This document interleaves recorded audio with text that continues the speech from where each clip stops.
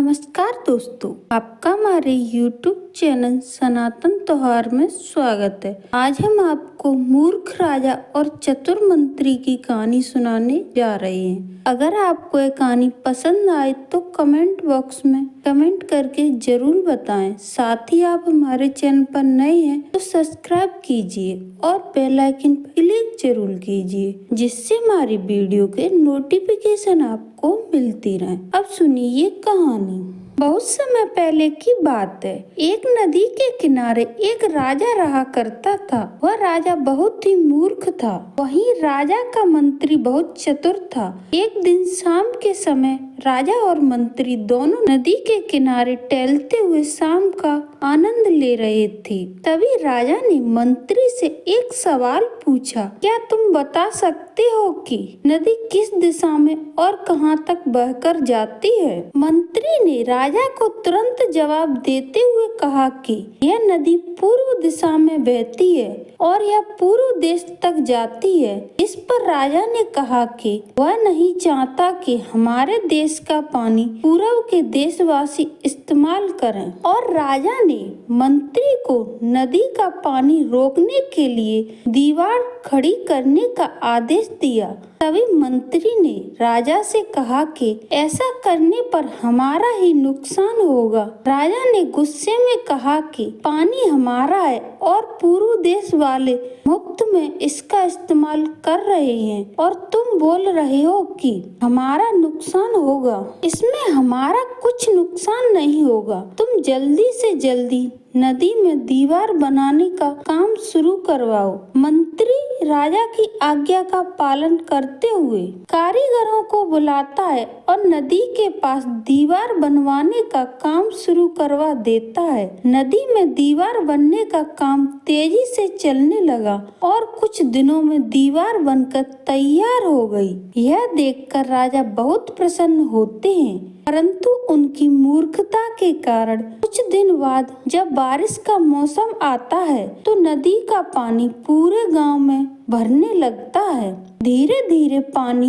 लोगों के घरों में घुसना शुरू हो जाता है, जिससे परेशान होकर सारे नगरवासी एकत्रित होकर मंत्री के पास आते हैं। मंत्री उन्हें आश्वासन देता है कि इस समस्या का हल जरूर ढूंढा जाएगा।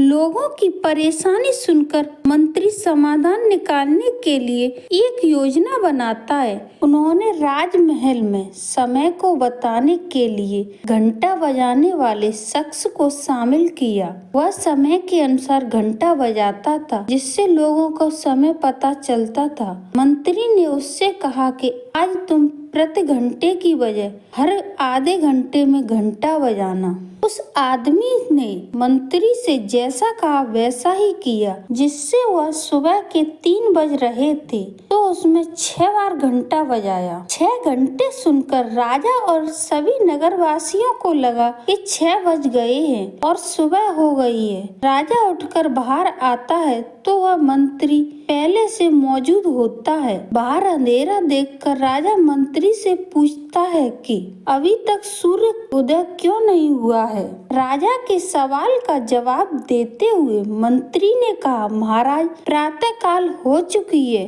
पर हमने पूर्व दिशा वालों के यहाँ पानी को जाने से रोक दिया है, तो शायद इसलिए उन्होंने हमारे यहाँ सूर्य की रोशनी आने से रोक दिया है। इसलिए सूर्य उदय तो हुआ है पर हमारे देश तक रोशनी नहीं पहुँची है। ऐसा लग रहा है कि अब हमारे देश में सूरज की रोशनी कभी नहीं पहुंच पाएगी। यह सुनकर राजा चिंता में पड़ जाता है और मंत्री से पूछता है कि क्या इसका कोई उपाय नहीं है। तभी मंत्री उत्तर देता है कि महाराज, अगर आप नदी का पानी छोड़ देते हैं तो हो सकता है कि वे भी सूरज छोड़ देंगे। इससे राज्य में फिर से रोशनी आ जाएगी। राजा मंत्री को तुरंत नदी की दीवार तोड़वाने का आदेश देता है।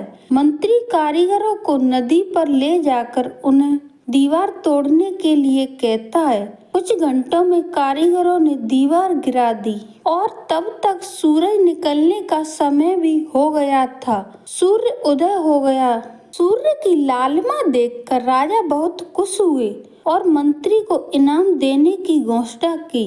राजा ने मंत्री की तारीफ करते हुए कहा कि तुम्हारे कारण हमारे राज्य में फिर से सूर्य उदय हो पाया है और तुमने हमारे राज्य को अंधकार से बचाया है। इसके बाद मंत्री कहता है कि महाराज, यह तो राज्य के प्रति मेरा फर्ज था। दोस्तों, इस कहानी से शिक्षा मिलती है कि कभी भी दूसरों का बुरा नहीं करना चाहिए और ना ही उनकी तरक्की को देखकर उनसे जलन की भावना रखनी चाहिए।